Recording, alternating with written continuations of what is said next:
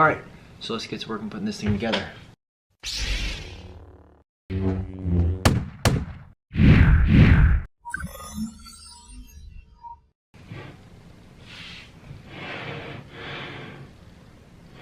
First off, let's get this.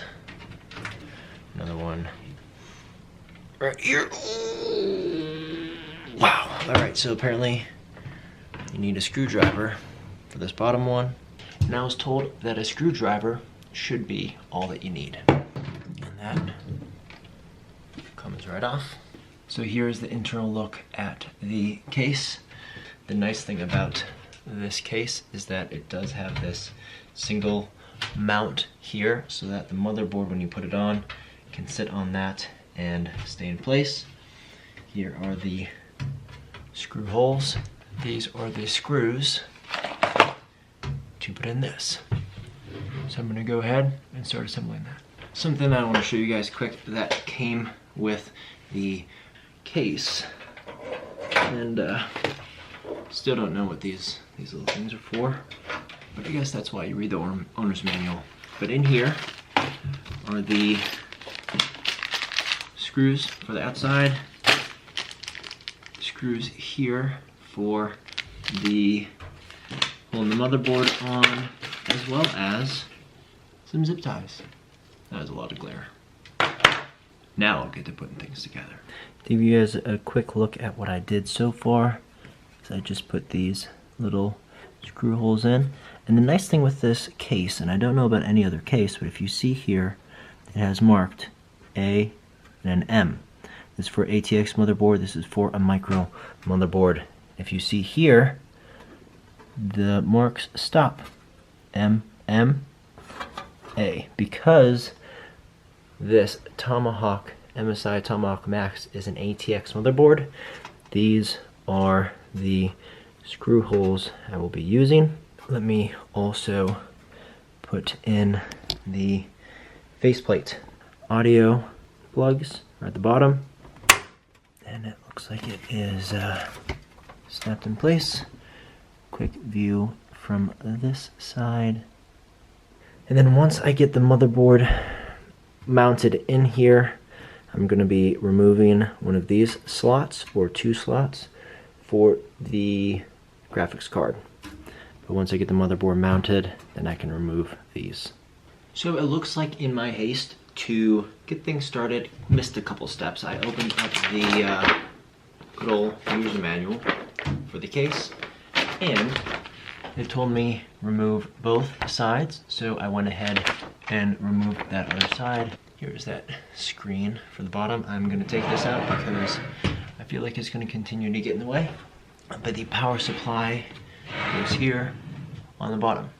So I'm gonna go ahead and put that in, and then, according to this, feed the appropriate cords through, and then put in the motherboard. But first, before I put the motherboard in, I need to put in the CPU as well as the fan and the memory. All right, power supply is in. The next that I'm going to do, so the next piece that I'm going to do is install the CPU as well as the memory and apply the storage. So because the camera that I have is a little hard to hold this and do it at the same time, I'm going to walk you through what I'm going to do, and then I'm going to snap my fingers and it's going to be done. So I'm going to go 1, 2, 3, snap, and it's going to be done. But first, let me walk you through what I'm going to do. So here is the CPU. I'm going to raise up that bar, take off these two plastic brackets, and there's a bracket on the back here that is going to be staying on to hold the fan. Again, this is the fan for the CPU that is going to be attached here and then plug in for power right here. The two memory chips are going to go right here. These are apparently pretty hard to mess up because they have this notch right here. They say that if you push here, you will get a nice satisfying I'm not getting any satisfying click. You apply pressure. I guess that is the satisfying click. That is my first time putting in one of those. It kind of freaked me out because it felt like I was pushing in sandpaper, but my guessing is that is just the connectors here connecting with everything in there. The owner's manual says for these two to do the first one the second furthest away, and you want to have them staggering every other, and then again, maybe it'll be a little nicer this time. Click. That was easy. Now the rest I will go 1, 2, 3, snap, and it will be done. 1, 2, 3. So a couple things quick in regards to what I learned while putting in the fan, the CPU, as well as the M.2. For the M.2, this little base right here was originally right there. And so when I put this in here and there was nothing there for this to screw into, I was kind of freaking out. I was like, oh no, I broke it. I'm missing something. Opened up the owner's manual and it clearly said, first step, move that little bracket thing to right there, which I did. And now that is setting up nice. That went in at an angle and then it pushes down. This was a little nerve-wracking, especially when screwing in those screws.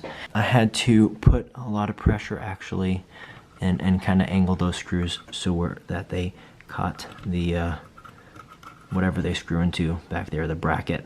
But it seems to be sitting well. I just tucked that back there. This was actually harder than I thought in plugging that little thing in. There it is. It is now ready to be put into the case. Now it's time for the really fun part, which is going to be taking my motherboard here and putting it actually inside of the case. The one thing that they say to keep an eye on when you're doing this is to make sure that you get everything over here to line up with that while you are installing it. Also made sure that all the plugins would reach the motherboard where they're supposed to, and so I just kind of have everything pulled out of the way. Woo, first time was a charm. So was able to get everything lined up on that side. Looks awesome. And also that middle little prong there that the motherboard is sitting on is lined up, as well as all of my screw holes. So I have everything set up to put the graphics card in. Took out these little brackets right here, held the graphics card up just like this so I'd see where it was plugging in and what brackets to take out. And now I'm going to install it and get it screwed in. Alright, look at that, graphics card is in. Things are lined up and even. We are getting closer. Now it is time to plug in these little power cords for the fans. Looks like I'm most likely going to be plugging them in right up there. There's system fan 1, system fan 3, system fan 4 is right there. Then all down here is where I'm going to be plugging in the rest of the stuff. So now on to plugging things in. I think we're done. Alright, so outside of the actual power cord that plugs into the machine, that plugs into the wall, I think everything is plugged in. So front view, here we go.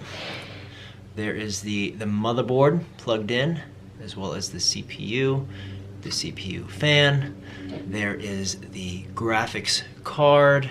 I'm actually overall fairly happy with the look and how clean it looks. The only thing I'm not too big a fan of is this whole cord right here, and that is the power for the graphics card. Not too fond of that whole look, but everything else is relatively clean This is completely wide open. There is the back view. As you can see, big jumbled up mess. So let me put the back on, hold that in, and put the other side. So let's do that real fast. Let y'all see this work I'm doing.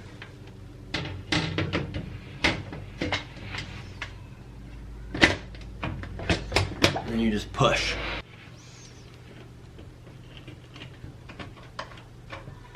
Side panel is on, still open, a lot of open space. There's a lot of room here if I ever want to go liquid cooled, as well as up here. Most likely going to put another fan here on the side at one point, and found out that these are slides for memory storage, little bookshelves type thing. Screw this in. As far as I know, I don't need this, and I don't need this, and I don't need these. There she goes. Wow, you really cannot see things well because of the glare, but all in all, I think it looks like a pretty nice looking machine. So the last thing I forgot to mention was, right here, we have a nice little cheap dust guard.